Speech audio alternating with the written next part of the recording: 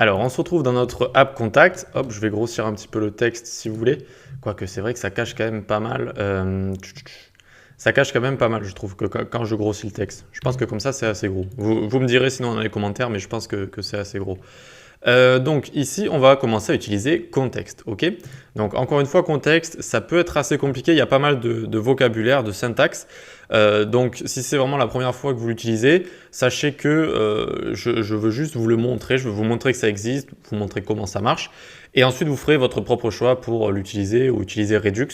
Voilà, ce sera votre propre choix. Sachez cependant que lorsque vous allez, qu'on va utiliser contexte, il y a quand même pas mal de choses qui ressemblent avec Redux.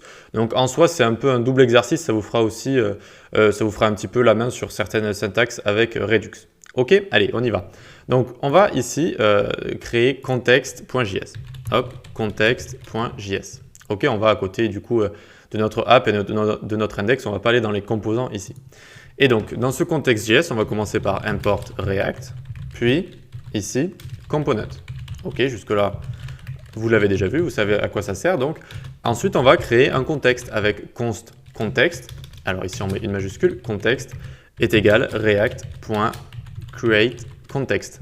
Ok, une fois qu'on a créé ce contexte, on va export class et on va l'appeler provider. Provider en anglais, si vous voulez, c'est celui qui donne, d'accord? C'est ce qui va donner. C'est to provide, voilà, c'est celui qui va donner.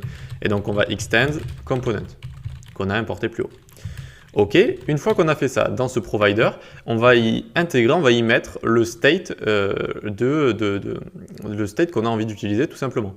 Donc, on va aller dans composant ici, et donc on va aller dans list, et où je vous rappelle, voilà, le state, il est ici. Eh bien, hop, on va tout prendre, CTRL-X, couper, copier. Donc là, normalement, ça va faire crash notre application, mais pas de panique, hein, ça va fonctionner très vite. Et ensuite, donc, on va mettre le state ici, génial. Et ensuite, en dessous du state, on va avoir une méthode render. Hop, tac. Et dans notre méthode render, on va avoir un return. On ouvre les parenthèses et on va return context.provider. Hop, en value, on va lui mettre tout le state, d'accord? Donc, il va pouvoir avoir accès à tout le state qu'on a mis au-dessus. Tac, on peut le fermer.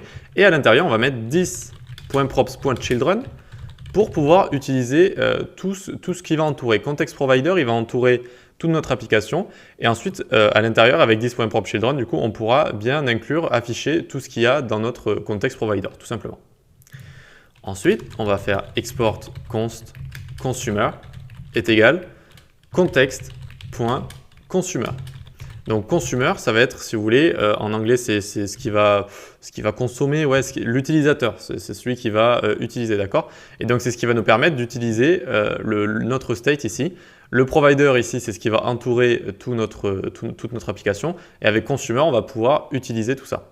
Et voilà, c'est tout pour l'instant, d'accord? Donc je récapitule.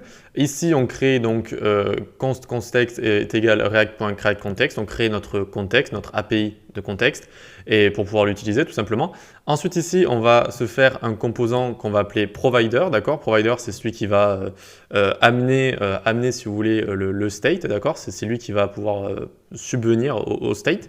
Et donc ensuite, là, on met le state qu'on a envie d'utiliser. On va l'enlever même du composant où il était de base. On va le mettre directement dans le contexte. Ensuite, dans notre render, on va avoir du coup un return context provider avec la value, très important, qui va être tout le state ici. On aurait pu mettre state.contact.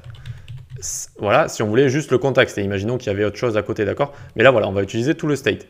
Et ensuite, 10.props.children, vu qu'on va entourer toute notre app avec notre contexte, c'est pour que notre app puisse apparaître.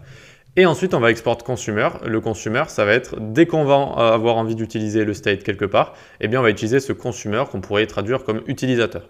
Ok? Voilà, je vais faire une série de petites vidéos pour essayer de vous fragmenter ça le plus possible. Là, on va se retrouver dans la prochaine vidéo pour continuer. Allez, on continue.